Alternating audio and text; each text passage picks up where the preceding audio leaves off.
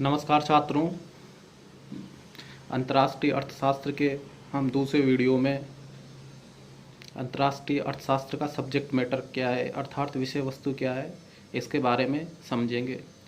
विशेष तौर से अंतर्राष्ट्रीय अर्थशास्त्र में मुख्यतः 3 क्षेत्र अध्ययन के। पहला है थ्योरी ऑफ इंटरनेशनल ट्रेड, अंतर्राष्ट्रीय व्यापार के सिद्धांत क्या है।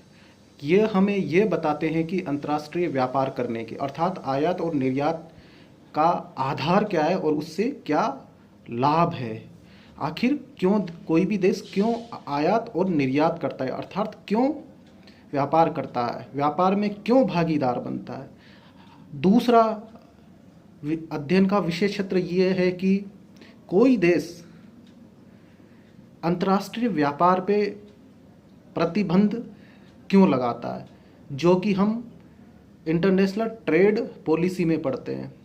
जाहिर है कि कोई भी देश अंतर्राष्ट्रीय व्यापार पे तब प्रतिबंध लगाता है जब उसे फ़ायदा लेना हो। अतः अध्ययन का दूसरा विषय है पॉलिसी ऑफ इंटरनेशनल ट्रेड। चौथा है थर्ड है बैलेंस ऑफ पेमेंट, BOP, भुगतान संतुलन। Balance of payment trade balance से एक बड़ी कंसेप्ट है। BOP किसी देश के विश्व के साथ होने वाले समस्त प्रकार के लेन देन, फाइनेंशियल लेन देन को दर्शाती है। बैलेंस ऑफ पेमेंट में या तो सरप्लस हो सकता है या डेफिसिट हो सकता है। अब बैलेंस ऑफ पेमेंट के अंतर्गत हम ये पढ़ेंगे कि क्या क्या मेथड्स है जिसके माध्यम से हम बैलेंस ऑफ पेमेंट को बैलेंस में ला सकते हैं। हालांकि theoretically balance of payment balance में ही रहता है। इसको हम जब इसके अध्ययन इसके लेसन पे आएंगे तब हम इसको गहराई से पढ़ेंगे। चौथी चीज़ अंतर्राष्ट्रीय अर्थशास्त्र में पढ़ी जाती है इंटरनेशनल फाइनेंस सिस्टम।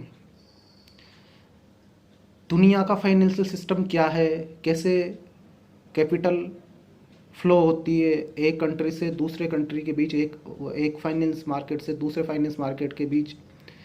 चौथा है इंटरनेशनल मैक्रो इकोनॉमिक कोऑर्डिनेशन। चूँकि वर्तमान में विशेष तौर से 1991 के बाद में विश्व की सभी अर्थव्यवस्थाएं ग्लोबलाइज्ड हो गई है।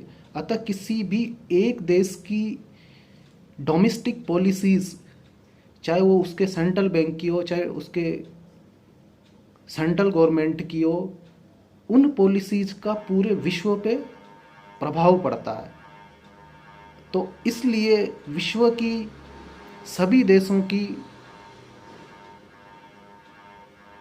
डोमेस्टिक पॉलिसीज़ में कोऑर्डिनेशन हो ताकि अंतर्राष्ट्रीय मार्केट, फाइनेंस मार्केट की एक फाइन ट्यूनिंग हो। इन सब बातों का अध्ययन हम अंतर्राष्ट्रीय अर्थशास्त्र में करते हैं। धन्यवाद।